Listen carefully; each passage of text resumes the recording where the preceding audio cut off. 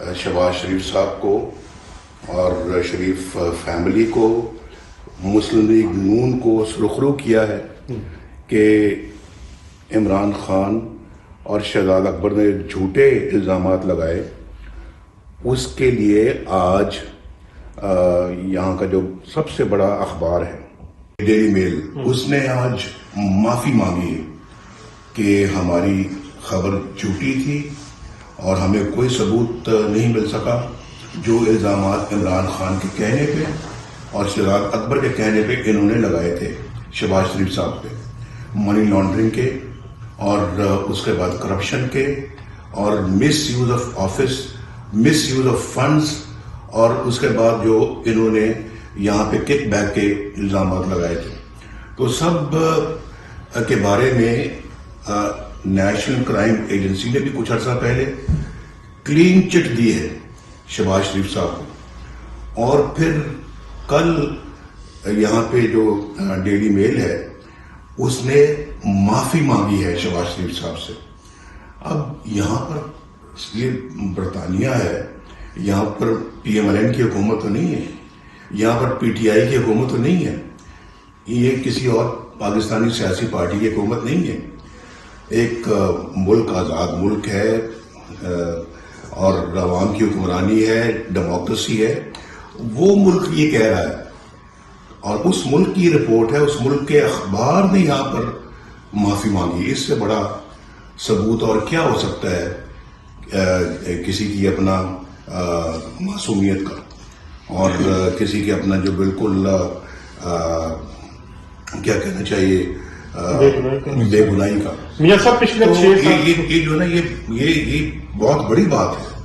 اور یہ عمران خان کو اور شہزاد اکبر، ان کے ساتھیوں کو بھی، ان کی پارٹی کو بھی اپنا سر شرم سے جھکانا چاہیے. ہم نے پاکستان کو اور پاکستان کی سیاسی لوگوں کو ملک کے اندر بھی اور ملک سے باہر بھی ہم نے بدنام کرنے کے کوئی بھی جو ہے وہ کسر نہیں چھوڑی. الٹا ان کو جھوٹا ثابت کیا ہے.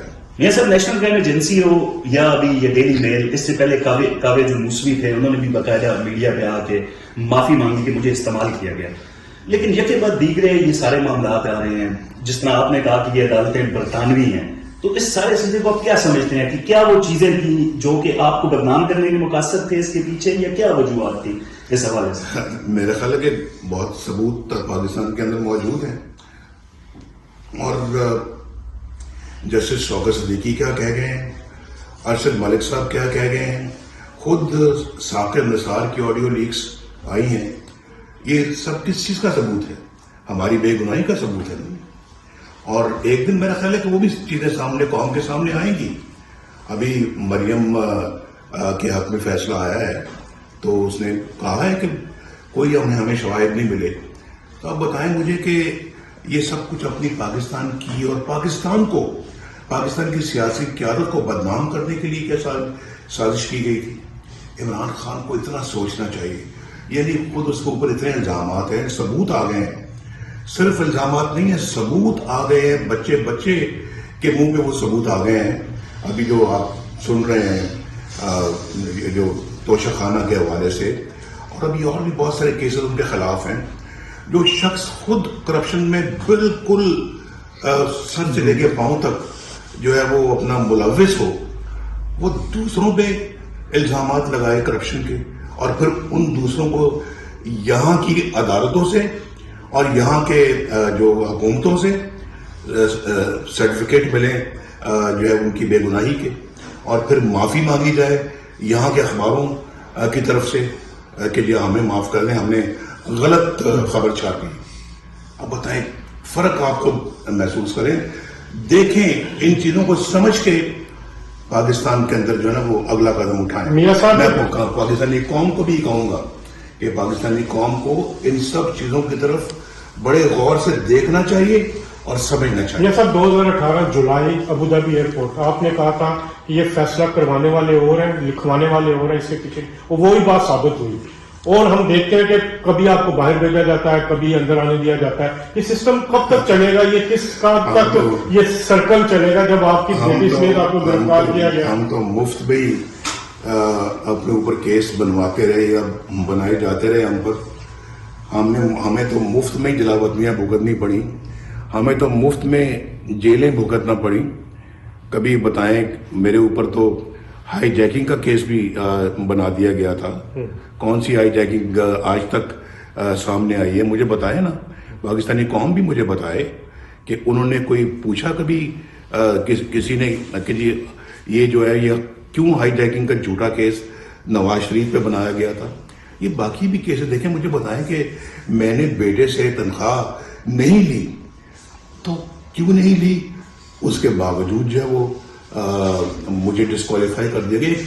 ملک کا وزیر اعظم، 24 کروڑ عوام کا وزیر اعظم، اس کو صرف ایک یعنی کہ 10,000 ماہانہ جو ریال جو ہیں اس کی اپنا تنخواہ اگر وہ نہیں لی گئی تو اس کے نتیجے میں اس کو ڈسکوالیفائی کر دیا ہے.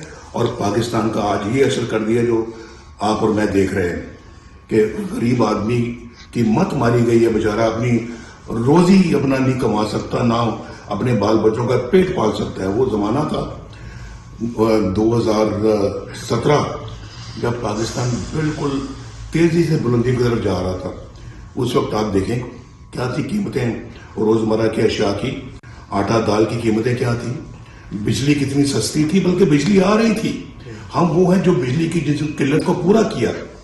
ہم وہ ہیں جنہوں نے پاکستان کی معیشت کو اللہ کے فضل و کرم سے دن دگنی رات چوگنی ترقی دی. ہم وہ ہیں جنہوں نے پاکستان کے اندر موٹر ویز بنائی. ہم وہ ہیں جنہوں نے پاکستان کے اندر بجلی کے کارخانے لگائے چند مہینوں میں، اور ساری کمی بجلی کی قلت اور لوڈ شیڈنگ کو مہینوں میں 3 سال کے اندر ختم کر دیا. ہم وہ جنہوں نے پاکستان کو ایٹمی قوت بنایا. ہر فرنٹ پہ، ہر شعبے میں ہماری خدمات پاکستانی قوم کے سامنے. اب بھی نہ کوئی سمجھے تو پھر کیسے سمجھایا جائے؟ یہ جو مجھے بتائیں، یہ جو عمران خان جو آئے ہیں، انہوں نے ایک منصوبے کا نام بتائیں جس کی بنیاد انہوں نے رکھی ہو اور یہ فخر سے کہہ سکیں ہم نے یہ منصوبہ شروع کیا تھا اور پایا تکمیل تک پہنچایا.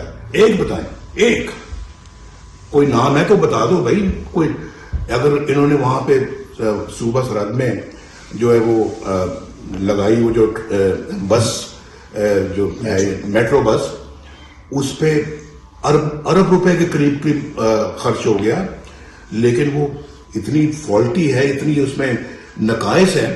ایک تو وقت بہت لگ گیا اور دوسرا اس پہ اتنا خرچہ ہے. آج کیا اس کا نیب کا کیس بنا جو ختم کرا دیا گیا، جو غالباً اس پہ آگے چلنے نہیں دیا گیا. اس کو بلین ٹری ہے. اس کے بعد یہ جو انہوں نے القادر ٹرسٹ ہے، اس کی تفاصیل جب سامنے آئیں گی اور آ رہی ہیں، جو آ بھی چکی ہیں، مزید آئیں گی، لوگوں کے رونگٹے کھڑے ہوں گے، رونگٹے. یہ 50 ارب روپے کی کرپشن ہے اور یہاں غریب کو 20,000 مہینے کی تنخواہ نہیں ملتی. 50 ارب روپے کی. اب اس کی انکوائری آگے ہوگی. جہاں تو پاکستان میں یہ بھی سلسلہ اتنا ڈھیلا ڈالا ہوتا ہے کہ جو ایک ہفتے کا کام جو ہے نا وہ جا کے کہیں 2 سالوں میں جا رہا ہے. لیکن کہا جا رہا تھا پیچھے ان کے ہاتھ کا جو بچا رہا تھا جو چلا گیا ہے کہ یہ ایک نہ ایک دن اور جلد ہی انشاءاللہ وہ دن آئے گا، یہ اپنے منصب کو پہنچے.